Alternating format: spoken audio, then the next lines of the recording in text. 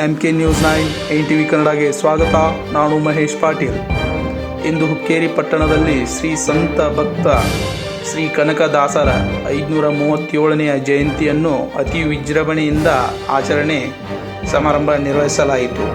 ಈ ಸಮಯದಲ್ಲಿ ದಿವ್ಯ ಸಾನ್ನಿಧ್ಯ ವಹಿಸಿರತಕ್ಕಂಥ ಶ್ರೀ ಚಂದ್ರಶೇಖರ್ ಸ್ವಾಮೀಜಿ ಹಾಗೂ ಶ್ರೀ ಶಿವಬಸವ ಸ್ವಾಮೀಜಿ, ಅಭಿನವ ಮಂಜುನಾಥ ಮಹಾಸ್ವಾಮಿಗಳು ಹಾಗೂ ಲೋಕೋಪಯೋಗಿ ಸಚಿವರಾದ ಶ್ರೀ ಸತೀಶ್ ಜಾರಕಿಹೊಳಿ ಅವರ ಆಪ್ತ ಸಹಾಯಕರಾದ ಪಾಂಡುರಂಗ್ ಮಣ್ಣಿಕೇರಿ ಹಾಗೂ ಹುಕ್ಕೇರಿ ಭಾಗದ ಮುಖಂಡರಾದ ಮೌನೇಶ್ ಪೋತೆದಾರ್ ಹಾಗೂ ಸುತ್ತಮುತ್ತಲಿನ ಗ್ರಾಮಸ್ಥರು ಈ ಸಮಾರಂಭದಲ್ಲಿ ಭಾಗಿಯಾಗಿದ್ದರು.